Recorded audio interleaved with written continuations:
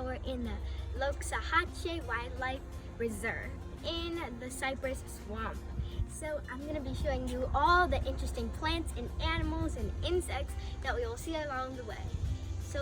Alright, so here we have our first animal sign. So we're going to talk about mammals and scats. So many mammals tend to be nocturnal. So we only see signs of them like their tracks, prints, or their scat, which is actually their feces. So you can identify the mammal scat by the remnants, the things that it did or did not digest. So you know, because like otter scat right here has some fish scales or catfish, crayfish parts. Bobcat scat has hairs and bones from like the animals, and raccoon scat has mostly seeds. Let's continue now. Another interesting thing that we found is Frigg monster prism. So as this picture shows, like when this tree, the cypress tree, it touches another object, the wood at that spot grows around the object. So that's why you see it like in a rare shape. And then we also have knees, which are sort of like these pointed figures.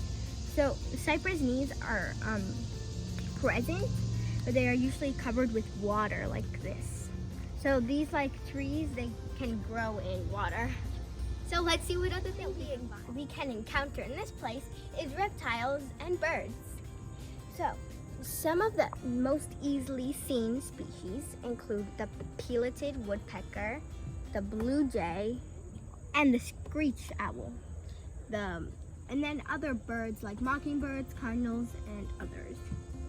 So then we have this lizard right here.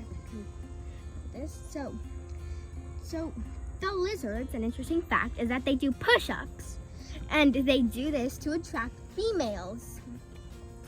So the brown molted Cuban anole, this one, is more common than the usual green native anole.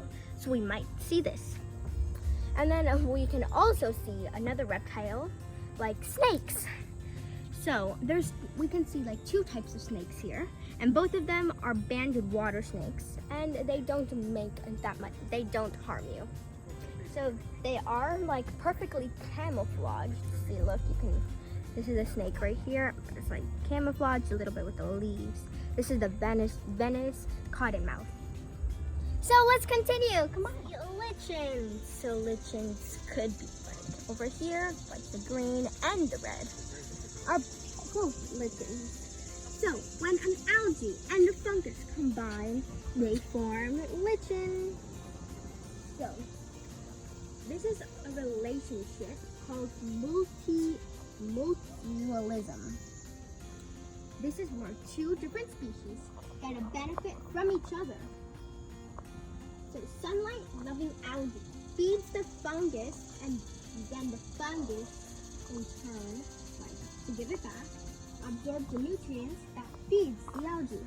So I think right here, the green stuff, this is the algae, and then the fungus, and then this is the lichen.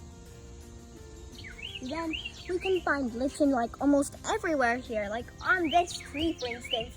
The red is the lichen.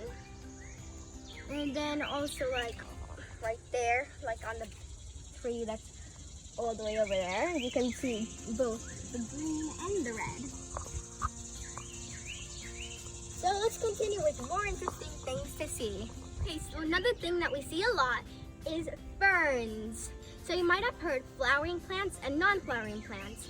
So flowering plants reproduce with the seeds that it has, right? In the flowers. But now non-flowering plants like ferns, they have to grow, they grow something called spores. So in the back of the leaf, you might see little tiny spots. These are the spores.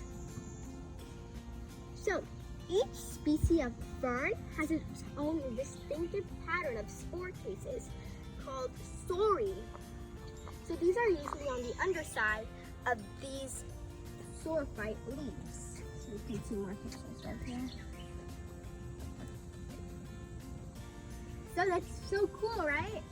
Let's continue. this is our visit to the Cypress swamp. So a swamp is a wetland with trees. And yeah, thank you for watching. And remember to subscribe down below and give this video a big thumbs up. Bye!